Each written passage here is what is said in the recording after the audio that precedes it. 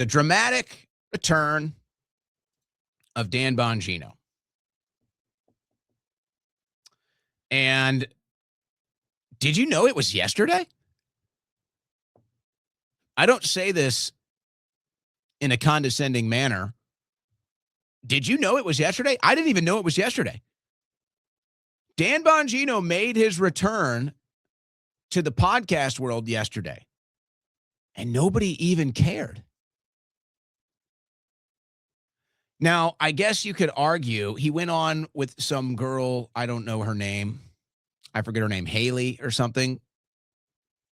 She's had a show for a little bit. Nobody listens.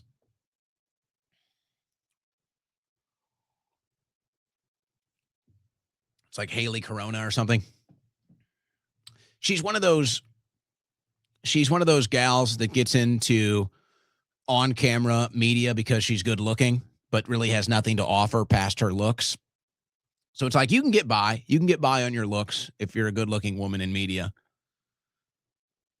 So she's one of those types. But so Bongino makes his on-air return or debut post-FBI. Folks, nobody even knew.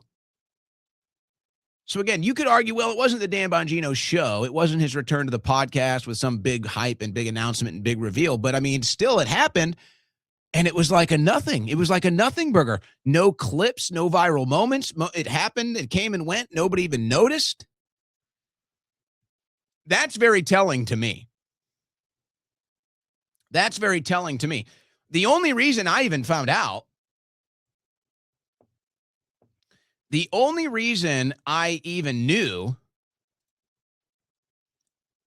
is because Clint Russell shared this. Bongino went back to his show for the first time tonight, and I was curious how his comment section was looking. Would people accept the betrayal? Answer, no. I scrolled through about 75 replies before finding a single positive one. People are justifiably furious. And so Bongino's response here, Mark Dice getting in there. Bongino's response here has been to attack his audience. Now, I did the thrust of my Bongino coverage yesterday. I'm not going to really get back into that. But I do think it's telling. This is worse than I thought. Bongino makes the return to media yesterday, and it has flatlined. And the only result of this return has been Bongino crashing out and blaming his audience and blocking people on X that offer criticism. Folks, that's telling. And I think it's more telling than what we already anticipated with Bongino's return, coming back empty-handed to his show. It's that people now move on from you so fast that you become irrelevant before you even realize it. So it's like Bongino thinks he's still relevant because he's getting these attacks and he's blocking people, and it's like he's kind of getting mocked. So it's like that's kind of like the relevant status is, all right, well, I'm still getting attacked. I'm still getting mocked. So I'm still relevant. But then you go on air and nobody knows and nobody cares. The irrelevance hit a lot faster than I anticipated. I thought when he would go on air, there'd be some viral moments, there'd be some viral clips, there'd be some hype. And we'll see, I guess, maybe when he returns to the Dan Bongino show, how it goes. But it looks like it's already flatlining to me. I don't think anybody's interested really in what he has to say anymore because I just don't know what you have to say. All the things you've been talking about for 8 years, you just had the opportunity to do something about it and you didn't. And so now you're attacking your audience? Imagine Dan Bongino of 2022 or 2023 talking to Dan Bongino of 2026. That'd be fun. Maybe get an AI to do that. Create that content. But so here you go. I guess there are no viral clips. But there was this. I found this.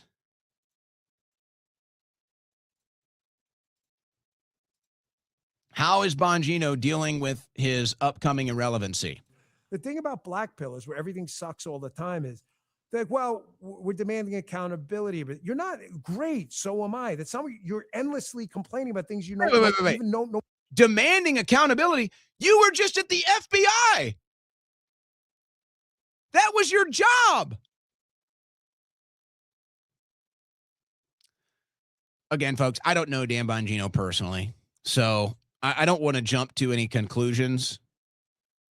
But from somebody that's just observing this, let's put it like that. From somebody who's just observing this, this is just embarrassing. It looks like a guy who now feels exposed. It looks like a guy who is now concerned about his status, his relevancy. I mean, are you hearing this? Hey, I'm about accountability too. What are you talking about? You were just at the FBI. What accountability? Tell me, Mr. Bongino, what accountability did you enact after 8 years of podcasting about the deep state and the Clinton crimes and the Obama crimes and the Biden crimes and the Biden administration crimes and the Obama administration crimes? What accountability did you enact at the FBI in response to all of those crimes? And now you sit down in a podcast studio and you say, I'm for accountability. You were just at the FBI. What's going to happen next? Donald Trump is going to quit. Donald Trump is going to say, I'm not going to be president anymore. And then once I go on a podcast, then the fight starts. Once I go on a podcast, then the accountability starts. Once I do a podcast, the deep state will be arrested. So I'm going to stop being the president so that then I can get accountability. What are we talking about? What are you saying? Tell me how that makes any sense.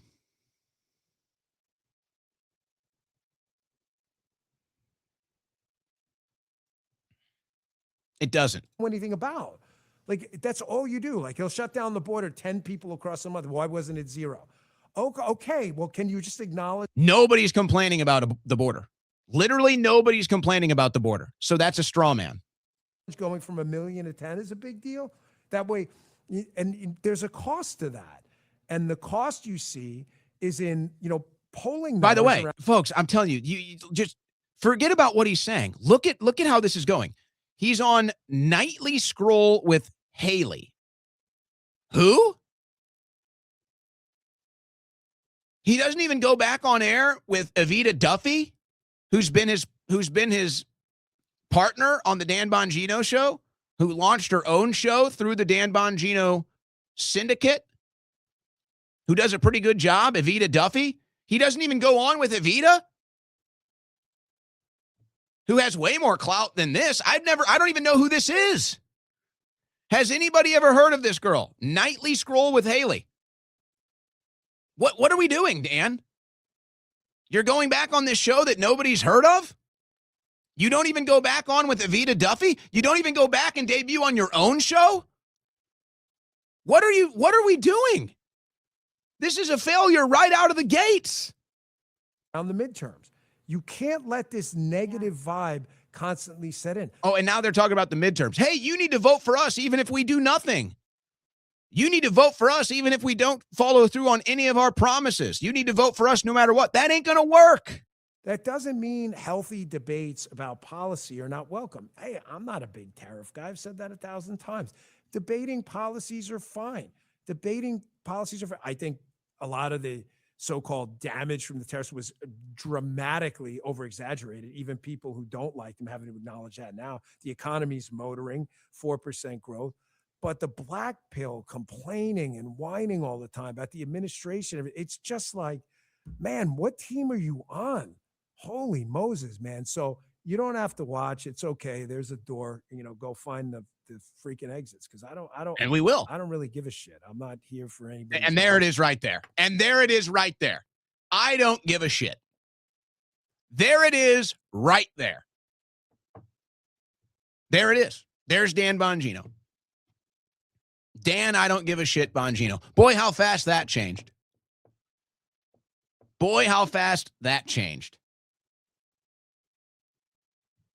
Dan, I don't give a shit, Bongino. Folks, I was a regular Dan Bongino audience member.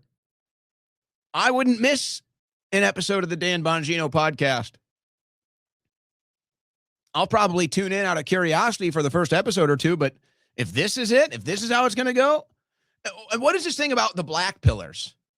Oh, we're attacking the administration. I'd love to hear Dan get substantive about this. I'd love to hear Dan actually deliver something of substance here. What are we talking about, Dan? Are we talking about the Epstein list? Are we talking about deep state arrests?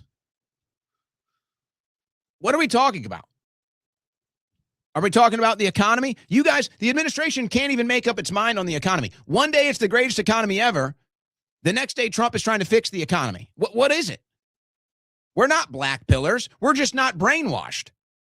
We're not black pillars. We just demand results. And when we don't get them, we call you out.